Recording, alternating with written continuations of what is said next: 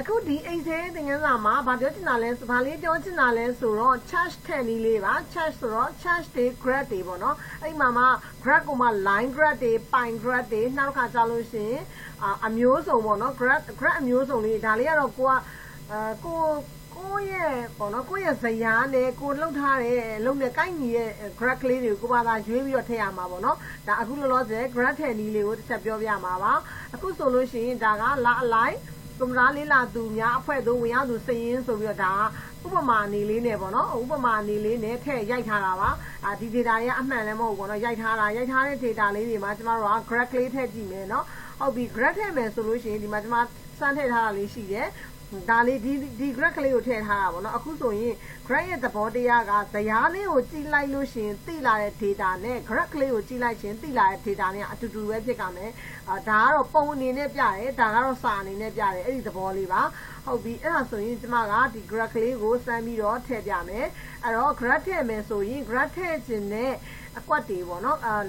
သူ့ရဲ့ heading လေးကိုပါခြင်းနဲ့ဘာဖြစ်သွားတော့ heading ထည့်ပြီးတော့ဆက်လက်မလုပ်ဘူးပေါ့နော် heading ထည့်ပြီးဆက်လက်လုပ်ခြင်းလည်းရတယ်သူ့ကိုဆက်လက်လုပ်လိုက်မယ်ပြီးရင်ထည့်ခြင်းတာဖြစ်တဲ့အတွက်ကြောင့်မလို့ insert ဆိုတဲ့ tab လေးကိုတစ်ချက်နှိပ်လိုက်မယ်ပြီးတော့ရင်ကျမက column graph လေးထည့်ခြင်းတာ column charge ပေါ့နော်column charge လေးကိုထည့်ခြင်းတာမလို့ column ကို charge နဲ့ပတ်သက်တဲ့ group ထဲမှာ column ဆိုတာလေးကိုတစ်ချက်နှိပ်လိုက်မယ်ပြီးတော့ရင်ကိုထည့်ခြင်းတဲ့ column အမျိုးအစားလေးကိုထည့်မယ် 3D column လေးကိုထည့်ခြင်းလားဒါဆိုရင် 2D ပုံစံလေးပေါ့နော်ဒါဆိုဆက်လက်နာပုံစံလေးပေါ့ကျမက 3D column လေးကိုမှဒီပုံစံလေးထည့်ခြင်းတယ်เนาะထည့်ခြင်းတဲ့ပုံလေးကိုတစ်ချက်ရွေးလိုက်မယ်ဒါဆိုလို့ရှိရင်သူက graph လေးကိုဒီမှာဇယားလေးနဲ့ရှင်းပြီးတော့ရွှေ့လိုက်တာเนาะgraph ပုံစံအနေလေး charge ပုံစံအနေလေးနဲ့သူကပြတာအဲ့ဒီမှာကျမကဒီ graph ဒီပြလာတဲ့ charge ကလေးကိုကျမတို့ကကြီးချင်လို့ရှိရင်လည်းချက်လို့ရတယ်သိချင်လို့ရှိရင်လည်းပြန်ချုံလို့ရတယ်ဒါဆိုရင်သေးလိုက်တာပေါ့နော်အဲ့လိုမဟုတ်ပဲကျမကြီးချင်တယ်ဆိုလို့ရှိရင်ချင်းလေးမြအောင်လို့ကျမတို့ချက်လိုက်လို့ရတယ်ပေါ့နော်ဟုတ်ပြီဒါဆိုရင်အခုဒီမှာသူကအညွှန်းလေးတွေကလေကိုကြိုက်တဲ့အညွှန်းလေးတွေကသူ့ရဲ့ဒီမှာပါထားတဲ့အတိုင်းเนาะဒါဆိုရင် follower male follower female ဆိုပြီးတော့သူကပြထားတယ်အဲ့အတိုင်းသူကပြထားတာเนาะအညွှန်းလေးတွေပြန်ပြီးတော့ဘေးနားမှာပြန်ပြောထားတာပေါ့နော်နောက်ပြီးသွားစီးပုံစံလေးဒီဟာလေးကလည်းကိုကြိုက်သလိုမျိုးစာသားလေးကြိုက်လို့ပြင်လို့ရတယ်ပေါ့နော်ဟုတ်ပြီကိုစိတ်ကြိုက်ပြင်ကြည့်လို့ရတယ်ဒီဘက်ကကျတော့လေသူက3ညပေါ့နော်3ညပြီးလို့ရှိရင်900 1000ဒါ900စီကွာသွားတာလေးပေါ့ဒါသူကစက်ကဓာတ်ဖော်ပေးထားတာအဲ့ဟာလေးတွေကိုလည်းကျမတို့ charge 2ထဲမှာကိုကကိုလေ့လာရင်းနဲ့မှာ charge 2ထဲကိုဝင်မှွေကြည့်လိုက်မှွေကြည့်ပြီးတော့မှ charge 2ထဲမှာလိုက်ပြီးတော့data တွေကိုပြန်ပြင်ကြိုက်သလိုမျိုးစိတ်ကြိုက်ပြန်ပြင်လို့ရတယ်ပေါ့နော်ပြီးဒီမှာအချောင်လေးကျမကဒီ charge မှာပါတဲ့ဒီအရောင်လေးတွေကိုမကြိုက်သေးဘူးပြင်ချင်သေးတယ်ဆိုလို့ရှိရင်ဗာလဲဆိုတော့ charge 2ထဲကိုသွားမယ် design ထဲကိုသွားမယ်ဒီမှာ charge style ရှိတယ်เนาะအဲ charge style ကို check လိုက်လိုက်မယ်ပြီးတော့ရင်ကိုကြိုက်တဲ့အရောင်ပေါ့เนาะကိုကြိုက်တဲ့ color ဒါဆို 3D လေးထည့်ချင်တာလားကိုကြိုက်တဲ့ color လေးကိုကြိုက်တဲ့အရောင်လေးတွေနဲ့ကျမတို့ကပြန်ပြီးတော့ပြင်လိုက်လို့ရတယ်ဒါဆိုလို့ရှိရင်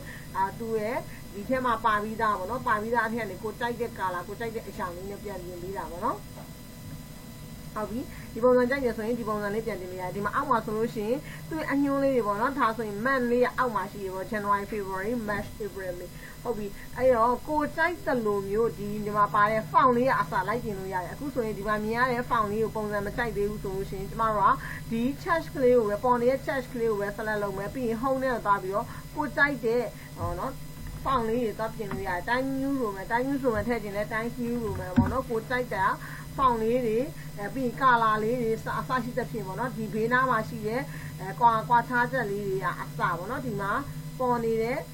တဲ့စာလေးတွေကိုဘလို့ပေါ်ခြင်းလဲဘလို့ပုံစံမျိုးလေးနဲ့ထည့်ခြင်းလဲဆိုတာကအစကိုစိတ်ကြိုက်ပြန်ပြီးတော့ပြင်လို့ရတယ်ပေါ့နော်ဒါကတော့အခြေခံသဘောတရားအချင်း charge ထည့်နည်းလေးပေါ့နော်ဒါတစ်ခုအနေနဲ့ပြောပြ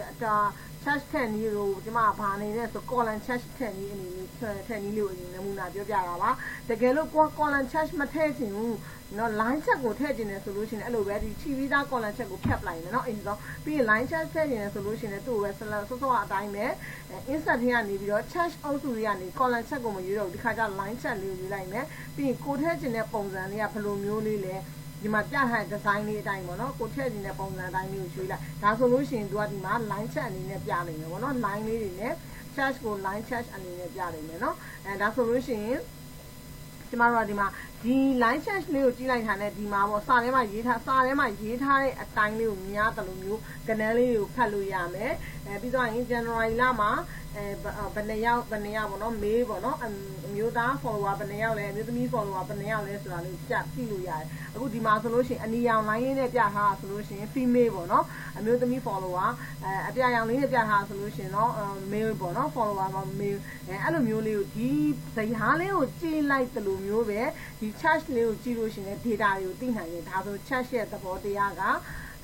ပုံလေးတွေနဲ့ဖော်ပြပေးတဲ့သဘောပေါ့နော်